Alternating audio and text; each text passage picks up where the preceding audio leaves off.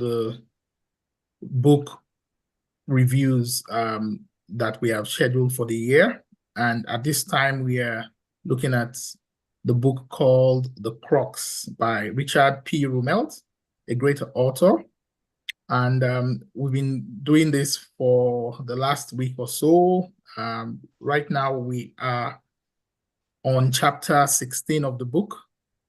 And today we will be having three presenters, myself representing Lady Samira Miko, and we also have another very outstanding presenter in person of Maro Ono Ronu. And lastly, we will also be having Lady Ayobami Adebayo from Ibadan. I believe Maro is based in Lagos, so they have that co-join axis in the Southwest presenting to us today. So today, I'll just quickly take us through chapter 16 of the book. As usual, not prepared for this one. I just had to take it last minute. But we'll just run through. The most important thing is to grab the writer's perspective. And so chapter 16 says, don't confuse current financial results with strategy. So do not confuse current financial results with strategy. And that is quite straightforward. Basically you see firms or organizations, because they're doing so well at the moment, because, things are moving quite well. If we refer back to the case of Nokia, which we mentioned yesterday during my presentation, Nokia was doing so well. They had about 36% of the share market of the market share rather within the mobile phone mobile phone market at that time. And that globally, and that was quite a lot when you look at it. When you look into their financials, you could see that they were a company that was doing really well. And so basically, ordinarily, any leader or any management, any leadership or any management would see that as growth, and also see that as market dominance. And so they may not want to do too much with their strategy in order to conquer any potential roadblocks or whatever that may be coming their way. And they feel like, oh, we are doing so well, we don't need to, there's a saying that if it's not broken, don't fix it, right? So why do we want to fix what is not broken?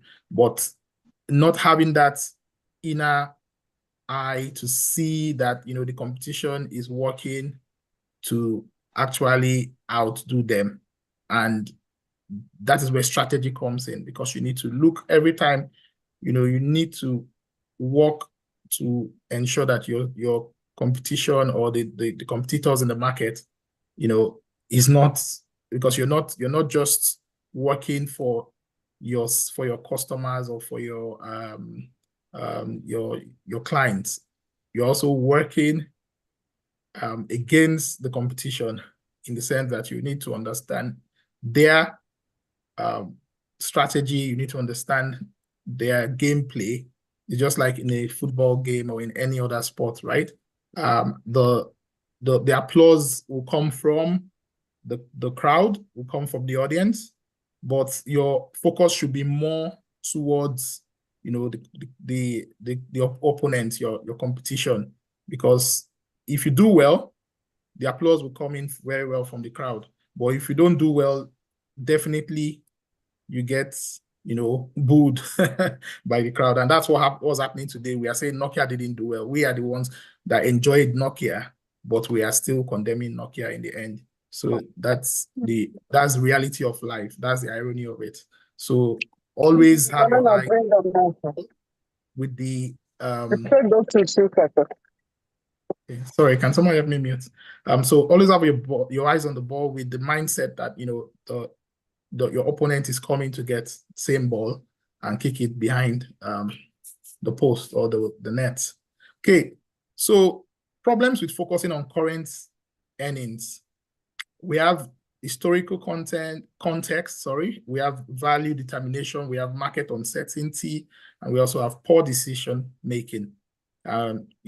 Historical context, we have a situation where current earnings reflect past investments and actions rather than the current managerial effectiveness. In terms of value determination, a company's value is based on future dividends and cash flows rather than short-term earnings, as illustrated by Amazon's lack of dividends, yet significant stock value. So basically, sometimes, if we look at the problem with focusing on current earning, when you look at current earning, you cannot have that sort of division between, in this case, in Amazon's case now, it says, they had a lack of dividends, yet they had a high stock value. So they were not paying to investors properly. And then the stock value was just unrealistically high. But, so that's why it is it's problematic when you base, your focus on current earnings.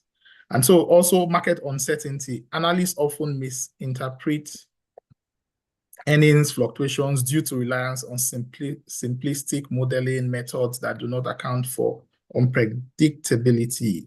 And for post decision-making, the pressure of quarterly earnings can lead to CEOs to make short-sighted, wasteful decisions that detrimentally impact long-term value. So in conclusion, for this one, the problem is not focusing on current earnings, because basically, if you focus on current earnings and think that is a strategy, these are different problems that might arise according to the writer. So to lead to poor decision making, market uncertainty, and all of the rest. And repercussions of shareholder value maximization says the rise of shareholder value concept since the 1980s has led managers to prioritize short-term performance. While incentives can motivate performance, they do not address strategic issues. Often increasing incentives does not correlate with improved company value or decision-making ability. So I think in summary, I'll stop there because of our time, so that the next two presenters can take over. But in summary, we should never confuse the company's current financials in terms of how well we are doing with, as a strategy for the future. There has to be conscious or, intentional steps to ensure that, the company has a strategy in place to be able to, overcome any sort of competition that is coming their way, so very important. I'll just stop with this one. Strategies for improved corporate focus. We can align leadership with long-term goals, shifting company clientele, board composition. So find board members with deep industry knowledge rather than those focused on quick financial metrics to support a long-term vision. So in creating a board or whatever, it's people who can come up with ideas that can help you think, have that forward thinking, mentality whereby you're always thinking about what if this happens, what if that happens, as opposed to just working on today's successes. So the concluding thought here, the key takeaway is that to foster long-term growth and resilience in a corporation, leadership must resist a siren call of short-term financial performance, allowing for strategic innovation and investment that aligns with sustainable value creation.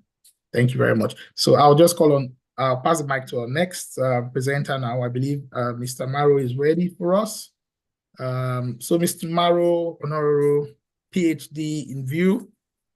we are we welcome you to the boardroom. Thank you.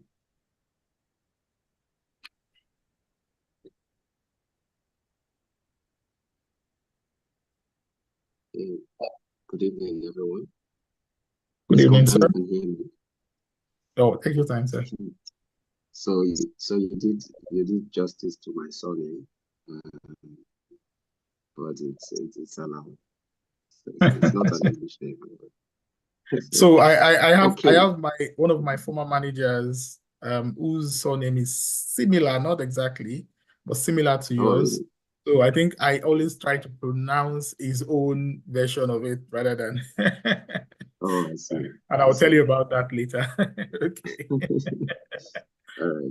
It's a pleasure. Thank you very much for your presentation. So I've been struggling with a bit of network, so I'm not able to present on my laptop, but I did a backup to David. So David, I don't know if you can share my presentation slides. Okay. So quickly, we'll be talking about, and good evening, everyone on the call. It's an honor to be here to be presenting to generals and presidents in the house. So all protocols duly observed. Yes. So chapter 17 talks about strategic planning, its misses, uses, and misuses. Next slide. So, you know, the word strategic planning is more like it was carved out from a military, more like the military in World War II in the US. And I think that that's why it holds a lot of sway today, because, you know, the military is very structured in the way they plan, in the way they do their things, if you really observe them. And it's not a coincidence that a word like strategic planning is coming out from the military. And if you read the book, it talks about how even the guys, the companies that were doing businesses with the military, it was also, you know, communicated to them. So they all had specific plans in which they executed most of what they were doing with the military at that time, World War II. One very good example was George A. Stenner, who was actually more like a consultant to the military at that time. He had some dealings with them. And because of that, you know, he authored a lot of books on strategic and long-term planning. Next slide, please. Okay, so I think that this book is very interesting because it really talked a lot to me because of the healthcare part of it, especially on the scenarios that it gave. So please confirm you can still hear me. I'm saying, sorry, I'm using my No, phone. we can't hear you well, sir. The audio is low. So we can hear you, but it's about the clarity. I think that's where it's low, man. Okay. Try to raise your voice a bit. Yeah, good. Okay, that's fine. Just raise it a bit. Okay. Oh, it's good to hear your voice, Princess. You're using your bedroom voice. Okay. No, I'm using my consultant voice. Oh, okay.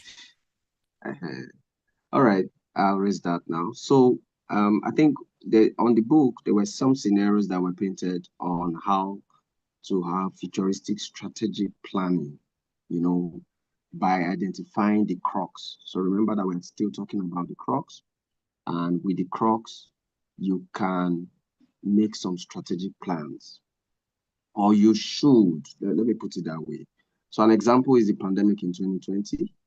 The writer tried to paint a picture for us to show what were the gaps that they had and what were the wins that they had.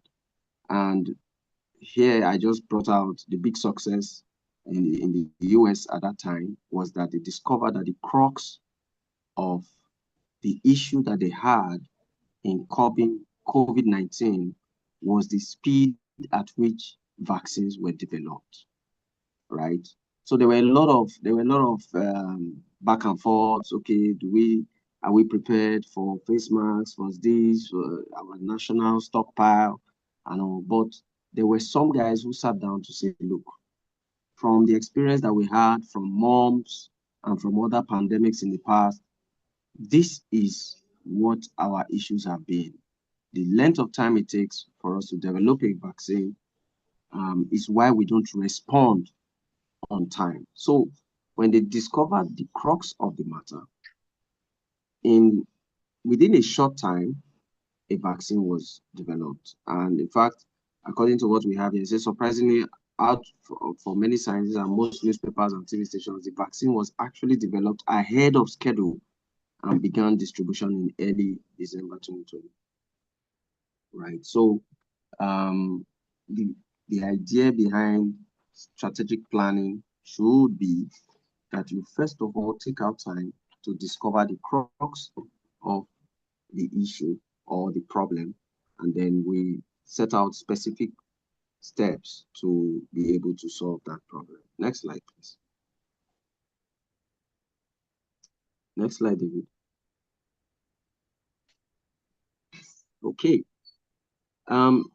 The writer also, I think I liked this part as well. So the writer also tried to, marry mission statements and strategic planning. Let me put it that way. I was the one that summarized it that way, right? So I think what we have here usually, I would like to go back to the last presenter that talked about Nokia. Even was it yesterday as well?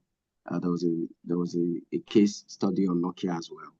Now, there is that, oh, this is our mission statement, this is our vision statement, and then we should align with this particular mission statement to make plans for our business, even futuristic plans, right? So the book aims to convince us that working with a cascade of statements about vision, mission, value statements, strategy, and strategy is a feckless activity, lacking a logical backbone and having no evidence of being enduring. They cannot really guide strategy, right?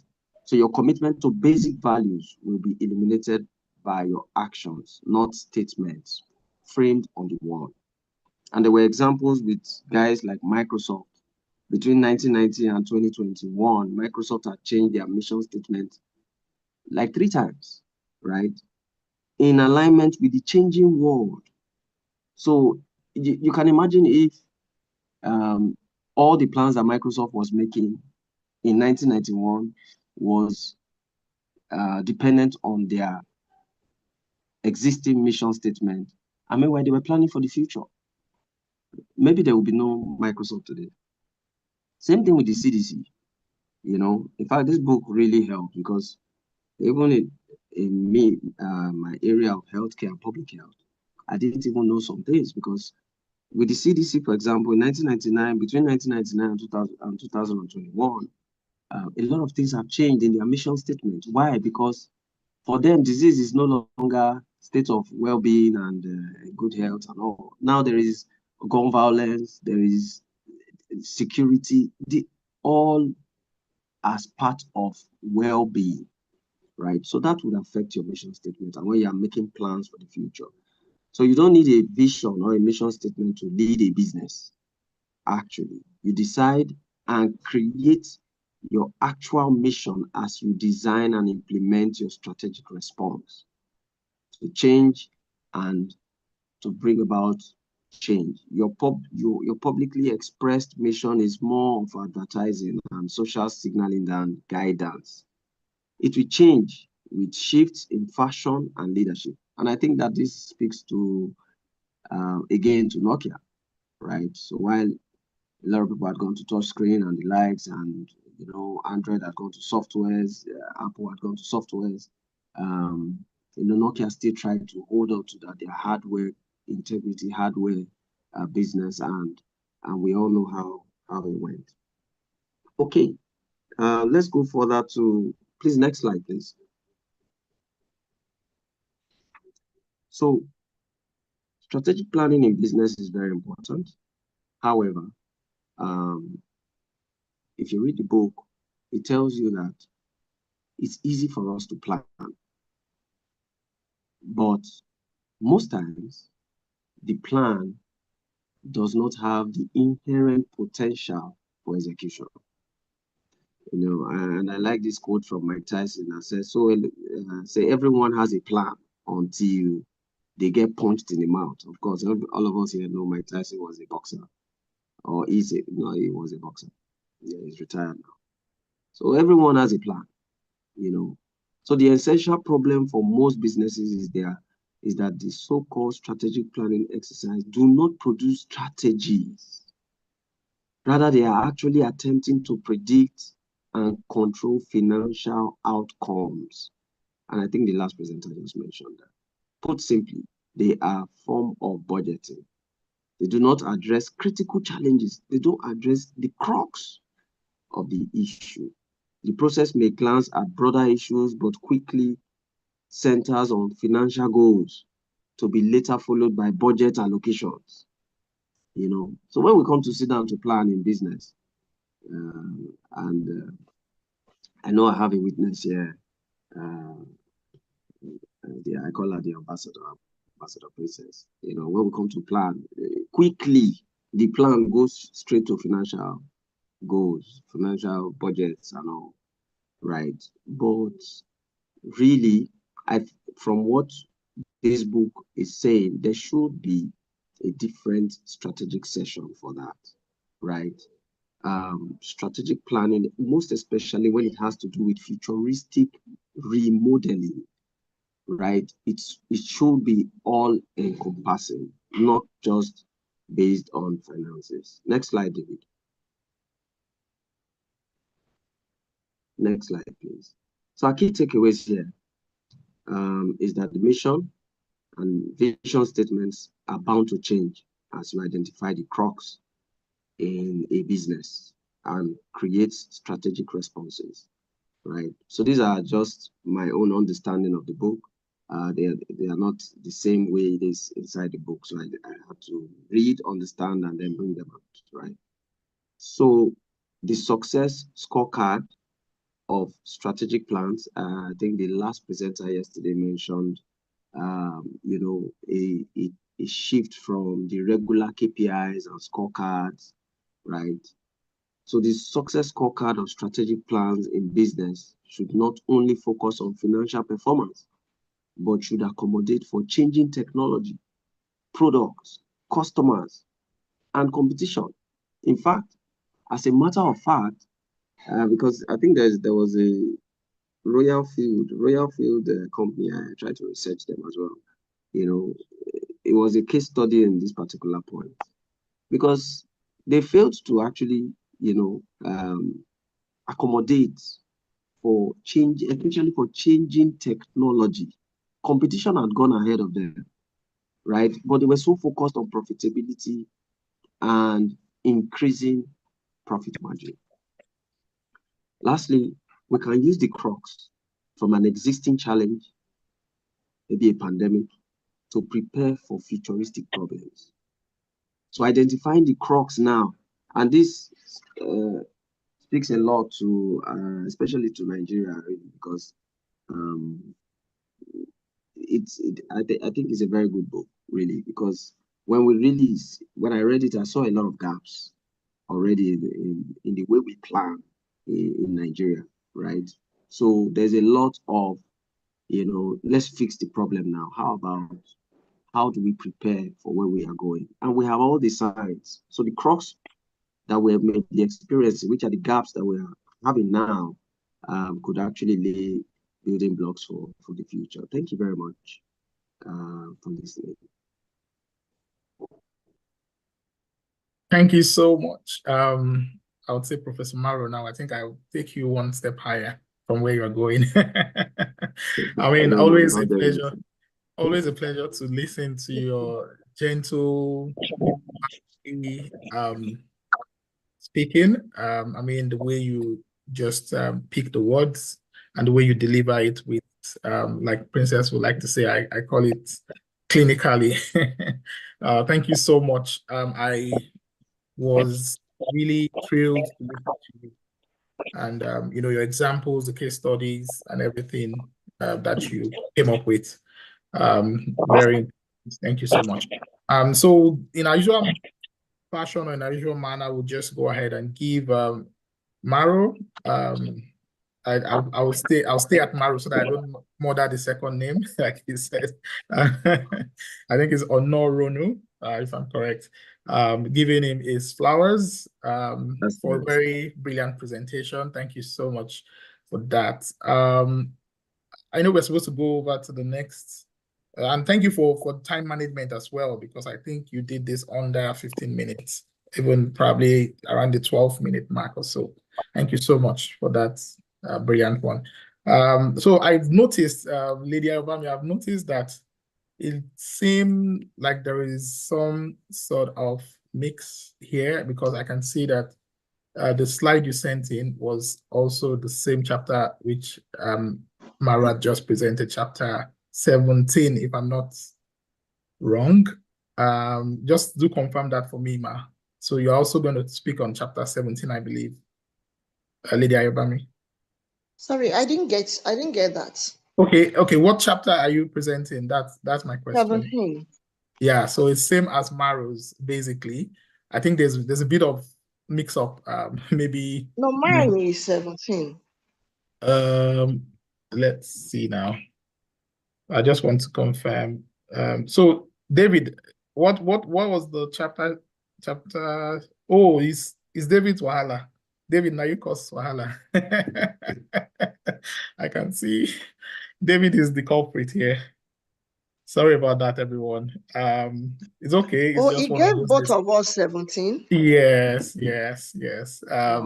So, but that's not a problem, because the way I see this sometimes, when two people say something, speak on a particular topic, what their perspective or their way of going about it it might be quite different. And so we also love to hear you speak on this chapter briefly, having in mind that we've already had one presenter. Probably if you can do it in 10 minutes from your own from your own perspective, so we'd love to hear the writers' ideas on this 17, so that we can just quickly do it and see what we can talk about chapter 18 quickly before we close for the day. So thank you very much. I will just pass the mic on to Lady Ayobami for another classic moment. Thank you. Go on, Ma. Thank you very much, sir. This do it quickly is another tough balance. So this is my first time of doing this. Good evening, members of Boardroom. I know I'm in safe hands. So it's my first time. I will try my best to do as quickly as you said, at the same time maintaining composure. God help me. So chapter 17 of the CRUX is talking about strategic planning, the hits and the misses, what you get right and what you miss. So basically that is what chapter 17 is all about. Then I'm going to quickly run into the chapter overview. This chapter examines where strategic planning works, where it fails, and how it's often misused instead of real strategy. It emphasizes the importance of insights in strategy development. It is about tackling the hardest challenges, the real thing, rather than just planning or budgeting. Next slide, please. So the origin of strategic planning, we're told that it started during the World War II, for logistics and resources coordination, because that time they need to like harmonize the movement of the troop, food, and other supplies. So it's required them to really plan so that everything will be on point. Next slide, please.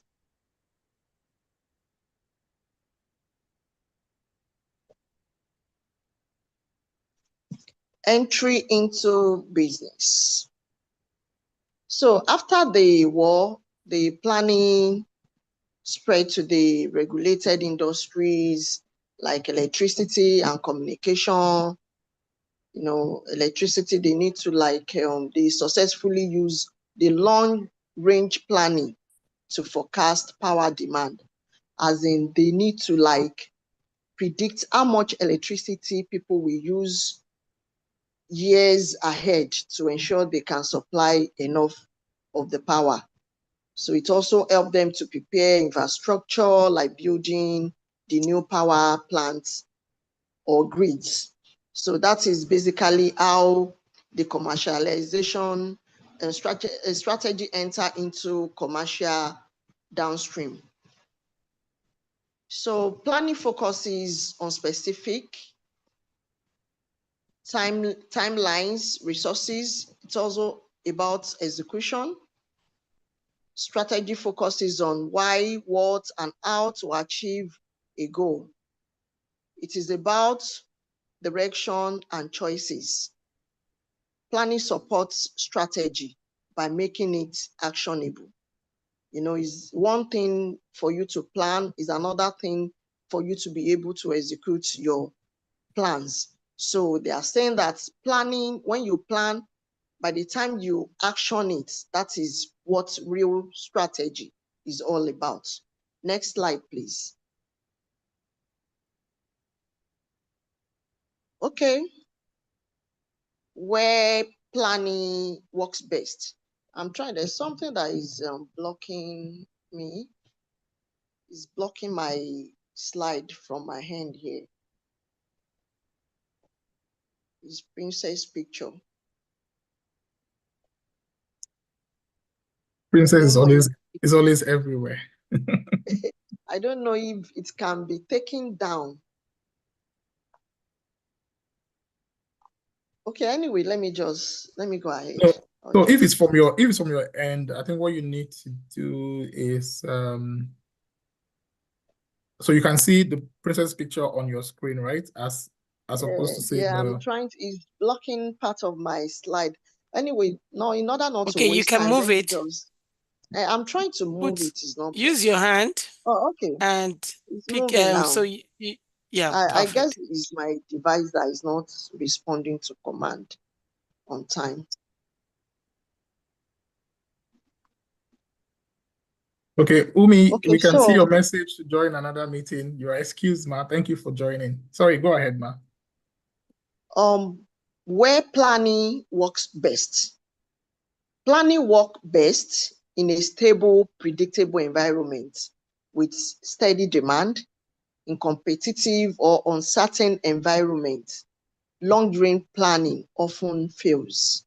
So the chapter is telling us that if we want a strategy to be effective, it has to be in a predictable environment. It also has to have a clear goals. You know exactly what you want to do. Then there must also be enough resources. You have what you need, like your time, money, people, all of these are at your disposal. Then you must also have good information, accurate data to be able to bring your strategy into play. Then it must also be flexible. You should be open to learning. If there is need for you to change your strategy, you should be ready to change it if that is what will make it work effectively. Next slide, please.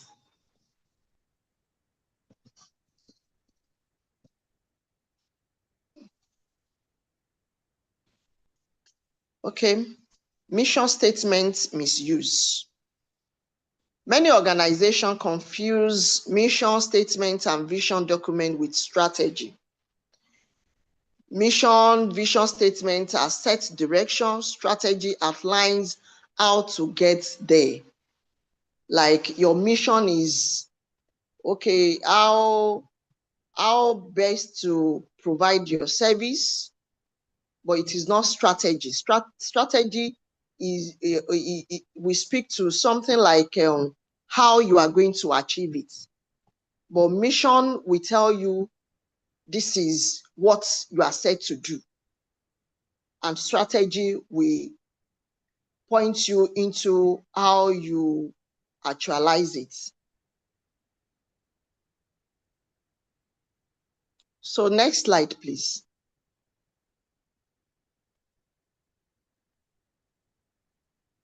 Too many goals problem. Strategic plans often list many goals without prioritizing the real challenge. Instead of tackling the toughest issue, they spread efforts thin across many goals, diluting the impact. Sometimes when you have so many things to handle, you lose balance and focus. So sometimes you don't address your strategy when you lay too much emphasis on the planning. After you plan, you must be able to bring it into light. Next slide, please. Okay. Case example, corporate planning. Failure. Some firms focus on financial targets while ignoring competitive realities. They prioritize short-term numbers like profits over understanding their market position and competitors. They focus on hitting financial goals and they forgot about the competition and market changes, which can be risky. So I remember when I was in the private sector, banking sector, I was in marketing, and like 2 days to end of the month, we always like run helter-skelter, trying to like boost our balance sheet, going from one customers to another to see what we can mop up. And usually where we get huge value is property sector. So other, like the bank I was working with then, it's not that they don't do too much, they don't do PR. They don't believe in you giving people like the civil servants money before they can give you check to close your account with. But other banks, they do it. So most times we run a begging and all that, but the banks that really know their onions, they play so well, both from the bottom to the lower level staff, to the extent that they will be the one to even call them that you people should come on time before our oga give another bank check, come quick. They will be the one giving them information around deposits. So we are just concerned about getting figures to close our books with, but we are not addressing why are we not having a stable deposits to close with. So next slide, please.